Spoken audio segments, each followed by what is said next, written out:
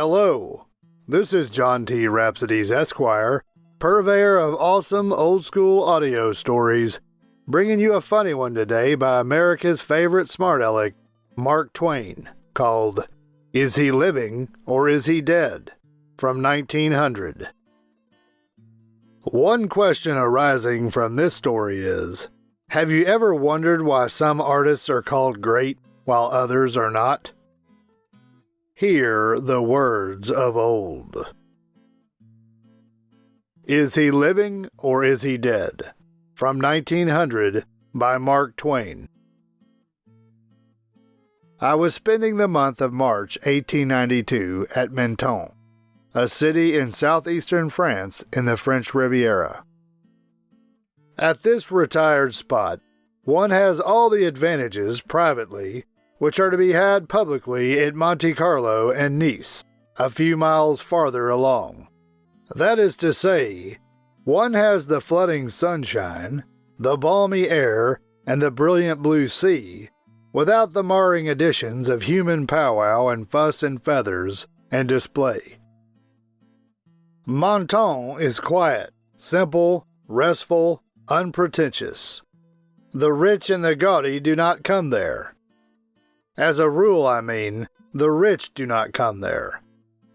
Now and then a rich man comes, and I presently got acquainted with one of these. Partially to disguise him, I will call him Smith. One day in the Hotel des Anglais, at the second breakfast, he exclaimed, "Quick, cast your eye on the man going out at the door. Take in every detail of him." "Why?" I asked. "Do you know who he is?" asked Smith. "Yes," I said. "He spent several days here before you came.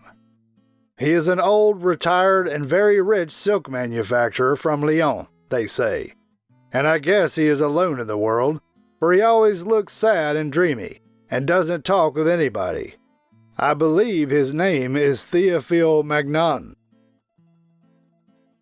I supposed that Smith would now proceed to justify the large interest which he had shown in Monsieur Magnon, but, instead, he dropped into a brown study, and was apparently lost to me and to the rest of the world during some minutes. Now and then he passed his fingers through his flossy white hair to assist his thinking, and meantime he allowed his breakfast to go on cooling. At last he said, "No, it's gone. I can't call it back." "Can't call what back?" I asked. "Oh, it's one of Hans Andersen's beautiful little stories. But I can't quite remember it. Part of it is like this. A child has a caged bird which it loves but thoughtlessly neglects. The bird pours out its song unheard and unheeded. But, in time, hunger and thirst assail the creature, and its song grows plaintive and feeble and finally ceases, and the bird dies. The child comes and is smitten to the heart with remorse. Then, with bitter tears and lamentations, it calls its mates, and they bury the bird with elaborate pomp and the tenderest grief, without knowing, poor things, that it isn't children only who starve poets to death and then spend enough on their funerals and monuments to have kept them alive and made them easy and comfortable. Now, but here we were interrupted. About 10 that evening I ran across Smith, and he asked me up to his parlor to help him smoke and drink hot scotch. It was a cozy place, with its comfortable chairs, its cheerful lamps, and its friendly open fire of seasoned olive wood. To make everything perfect, there was a muffled booming of the surf outside. After the second scotch, and much lazy and contented chat, Smith said, "Now we are properly primed. I to tell a curious history, and you to listen to it. It has been a secret for many years, a secret between me and 3 others. but I am going to break the seal now. Are you comfortable?" "Perfectly," I said. "Go on." Here follows what Smith told me. A long time ago, I was a young artist. A very young artist, in fact. And I wandered about the country parts of France, sketching here and sketching there, and was presently joined by a couple of young Frenchmen who were at the same kind of thing that I was doing. We were as happy as we were poor, or as poor as we were happy. Phrase it to suit yourself. Claude and Karl, these are the names of those boys. Dear, dear fellows, and the sunniest spirits that ever laughed at poverty and had a noble good time in all weathers. At last we ran hard aground in a Breton village, and an artist as poor as ourselves took us in and literally saved us from starving. Francois Millet. "What?" I said. "The great Francois Millet?" "Great," he said. "He wasn't any greater than we were, then. He hadn't any fame, even in his own village, and he was so poor that he hadn't anything to feed us on but turnips, and even the turnips failed us sometimes. We four became fast friends, doting friends, inseparables. We painted away together with all our might, piling up stock, but very seldom getting rid of any of it. We had lovely times together, but oh, my soul, how we were pinched now and then. For a little over 2 years this went on. At last, one day, Claude said, "Boys, we've come to the end. Do you understand that? Absolutely to the end. Everybody is struck. There's a league formed against us. I've been all around the village, and it's just as I tell you. They refuse to credit us for another centime until all the odds and ends are paid up." This struck us as cold. Every face was blank with dismay. We realized that our circumstances were desperate now. There was a long silence. Finally, Millet said with a sigh, "Nothing occurs to me, nothing. Suggest something, lads." There was no response, unless a mournful silence may be called a response. Karl got up and walked nervously up and down a while and then said, "It's a shame. Look at these canvases, stacks and stacks of as good a pictures as anybody in Europe paints, I don't care who he is. Yes, and plenty of lounging strangers have said the same, or nearly that anyway." "But they didn't buy," Millet said. "No matter," Karl said. "They said it, and it's true, too. Look at your Angelus there. Will anybody tell me—" "Pah, Karl, my Angelus," said Millet. "I was offered 5 francs for it." The others asked, "When? Who offered it? Where is he? Why didn't you take it?" And then Millet said, "Come now, don't all speak at once. I thought he would give more, I was sure of it. He looked like he could, so I asked him for 8. "Well, and then?" asked Karl. "He said he would call again," said Millet. "Thunder and lightning! Why, Francois—" "Oh, I know," said Millet. "It was a mistake, and I was a fool. Boys, I meant for the best. You'll grant me that, and I—" "Why, certainly," said Karl. "We know that. Bless your heart. But don't be a fool again." "Well, at this point," said Millet, "I wish somebody would come along and offer us a cabbage for it." "A cabbage?" said Claude. "Oh, don't name it. It makes my mouth water. Talk of things less trying." "Boys," said Karl, "do these pictures lack merit? Answer me that." "No," they said. "Aren't they of very great and high merit? Answer me that," asked Karl. "Yes," they said. of such great and high merit that, if an illustrious name were attached to them, they would sell at splendid prices. Isn't it so?" "Certainly it is. Nobody doubts that." "But I'm not joking. Isn't that so?" said Karl. "Why, of course it's so, and we are not joking. But what of it? What of it? How does that concern us?" "In this way, friends," said Karl, "we'll attach an illustrious name to them." The lively conversation stopped. The faces were turned inquiringly upon Karl. What sort of riddle might this be? Where was an illustrious name to be borrowed, and who was to borrow it? Karl sat down and said, "Now, I have a perfectly serious thing to propose. I think it is the only way to keep us out of the almshouse, and I believe it to be a perfectly sure way.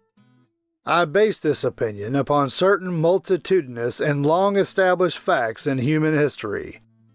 I believe my project will make us all rich." "Rich? You've lost your mind," said Claude. "No, I haven't." "Yes, you have. You've lost your mind. What do you call rich?" said Claude. 100,000 francs apiece," said Karl. "He has lost his mind. I knew it." "Yes, he has," I said. "Karl, privation has been too much for you, and—" "Karl, you need to take a pill and get right to bed," said Millet. "Bandage him first," said Claude. "Bandage his head, and then—" "No," I said. "Bandage his heels. His brains have been settling for weeks. I've noticed it." "Shut up," said Millet, with ostensible severity, "and let the boy have his say. Now then, come out with your project, Karl. What is it?" "Well then," said Karl, "by way of preamble, I will ask you to note this fact in human history, that the merit of many a great artist has never been acknowledged until after he was starved and dead. This has happened so often that I make bold to found a law upon it.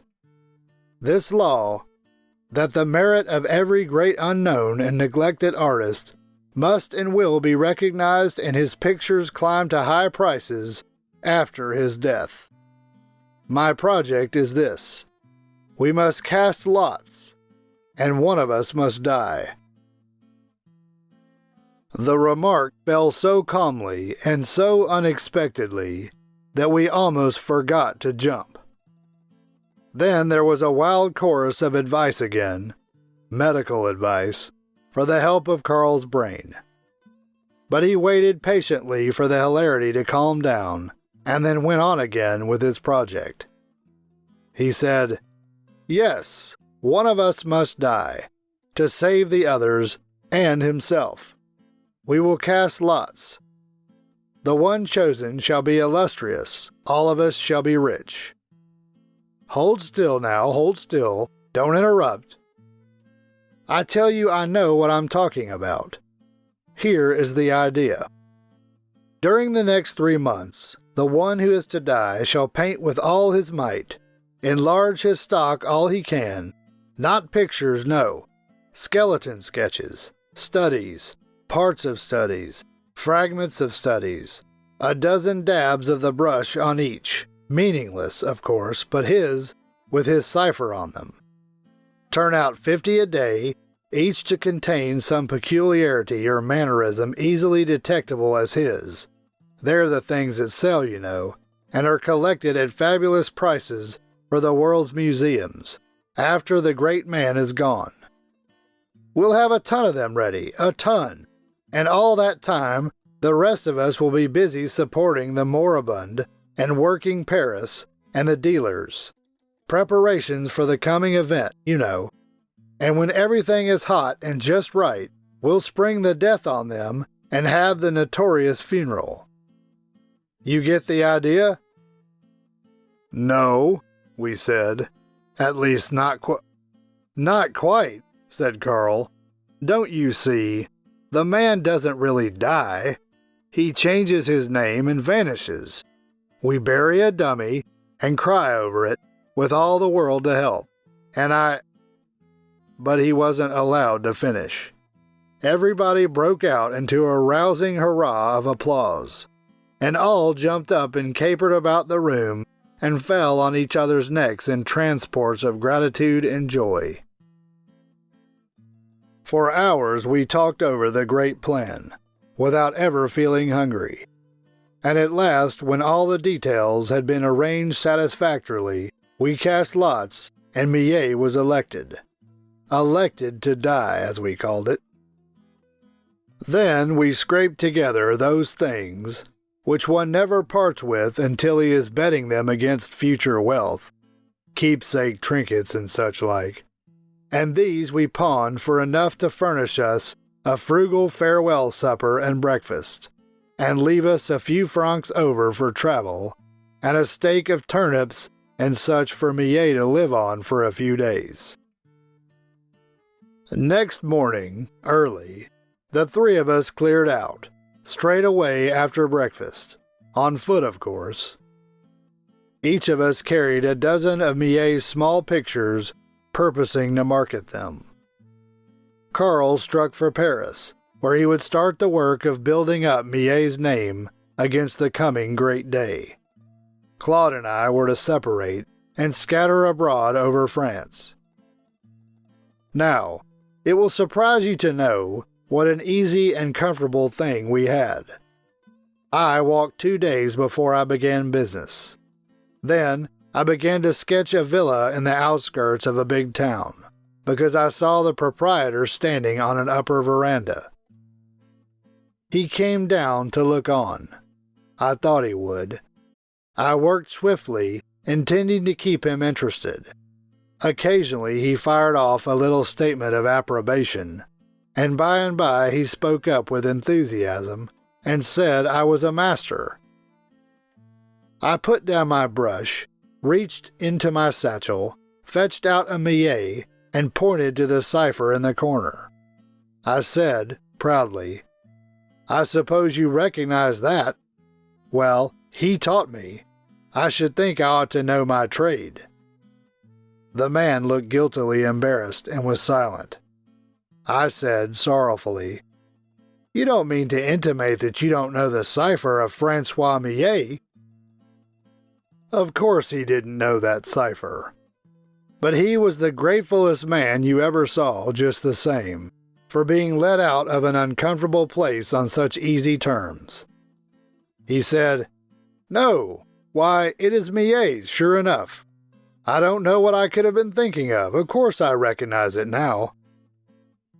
Next he wanted to buy it, but I said that although I wasn't rich, I wasn't that poor. However, at last, I let him have it for 800 francs. 800 francs? Yes, continued Smith. Millet would have sold it for a pork chop. Yes, I got 800 francs for that little thing. I wish I could get it back for 80,000 now, but that time's gone by. I made a very nice picture of that man's house, and I wanted to offer it to him for 10 francs, but that wouldn't answer, seeing I was the pupil of such a master, so I sold it to him for 100. I sent the 800 francs straight to Millet from that town, and struck out again the next day. But I didn't walk, no, I rode. I have ridden ever since. I sold 1 picture every day, and never tried to sell 2. I always said to my customer, "I am a fool to sell a picture of Francois Millet's at all, for that man is not going to live 3 months, and when he dies, his pictures can't be had for love or money." I took care to spread that little fact as far as I could, and prepare the world for the event. I take credit to myself for our plan of selling the pictures. It was mine. I suggested it that last evening when we were laying out our campaign, and all 3 of us agreed to give it a good fair trial before giving it up for some other. It succeeded with all of us. I walked only 2 days. Claude walked 2. Both of us afraid to make Millet celebrated too close to home. But Karl walked only half a day, the bright, conscienceless rascal, and after that he traveled like a duke. Every now and then we got in with a country editor and started an item around through the press. Not an item announcing that a new painter had been discovered, but an item which let on that everyone knew Francois Millet. Not an item praising him in any way, but merely a word concerning the present condition of the master. Sometimes hopeful, sometimes despondent, but always tinged with fears for the worst. We always marked these paragraphs and sent the papers to all the people who had bought pictures from us. Karl was soon in Paris, and he worked things with a high hand. He made friends with the correspondents and got Millet's condition reported to England and all over the continent, and America, and everywhere. At the end of 6 weeks from the start, we 3 met in Paris and called a halt, and stopped sending back to Millet for additional paintings. The boom was so high and everything so ripe that we saw that it would be a mistake not to strike now, right away, without waiting any longer. So we wrote Millet to go to bed and begin to waste away pretty fast, for we should like him to die in 10 days if he could get ready. Then we figured up and found that among us we had sold 85 small pictures and studies, and had 69,000 francs to show for it. Karl had made the last sale, and the most brilliant one of all. He sold the Angelus for 2,200 francs. How we did glorify him, not foreseeing that a day was coming by and by when France would struggle to own it, and a stranger would capture it for 550,000 cash. We had a wind-up champagne supper that night, and next day Claude and I packed up and went off to nurse Millet through his last days and keep busybodies out of the house and send daily bulletins to Karl in Paris for publication in the papers of several continents for the information of a waiting world. The sad end came at last, and Karl was there in time to help in the final mournful rites. You remember that great funeral, and what a stir it made all over the globe, and how the illustrious of 2 worlds came to attend it and testify their sorrow. We 4, still inseparable, carried the coffin, and would allow none to help. And we were right about that, because it hadn't anything in it but a wax figure, and any other coffin bearers would have found fault with the weight. Yes, we same old 4, who had lovingly shared privation together in the old hard times, now gone forever, carried the Which 4? I asked. We 4, said Smith, for Millet helped to carry his own coffin. In disguise, you know. Disguised as a relative, a distant relative. That's astonishing, I said. But true just the same, Smith continued. Well, you remember how the pictures went up. Money? We didn't know what to do with it. There's a man in Paris today who owns 70 Millet pictures. He paid us 2 million francs for them. And as for the bushels of sketches and studies which Millet shoveled out during the 6 weeks that we were on the road, well, it would astonish you to know the figure we sell them at nowadays. That is, when we consent to let one go. It is a wonderful history, I said. Perfectly wonderful. Yes, Smith said. It amounts to that. Whatever became of Millet? I asked. Can you keep a secret? I can. Do you remember the man I called your attention to in the dining room today? Said Smith. That was Francois Millet. Great Scott, said Smith. Yes. For once they didn't starve a genius to death, then put into other pockets the rewards he should have had himself. This songbird was not allowed to pipe out its heart unheard, and then be paid with the cold pomp of a big funeral. We looked out for that.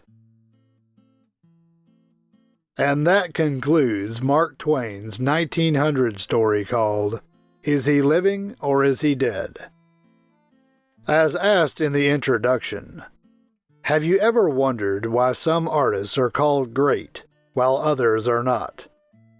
Let us know in the comments section whether you can think of an artist you can't understand why they're said to be great. This is John T. Rhapsodies Esquire, purveyor of awesome old-school audio stories.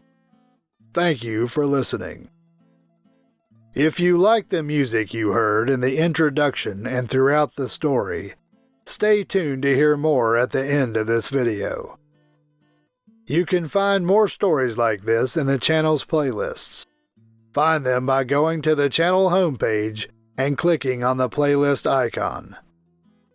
If you enjoyed this story and would like to hear more, please help me earn the warm embrace of Mr. and Mrs. YouTubes who look with loving favor upon those channels whose listeners faithfully subscribe, like, comment, click the notification bell, and share the videos with their friends so that they too can hear the words of old.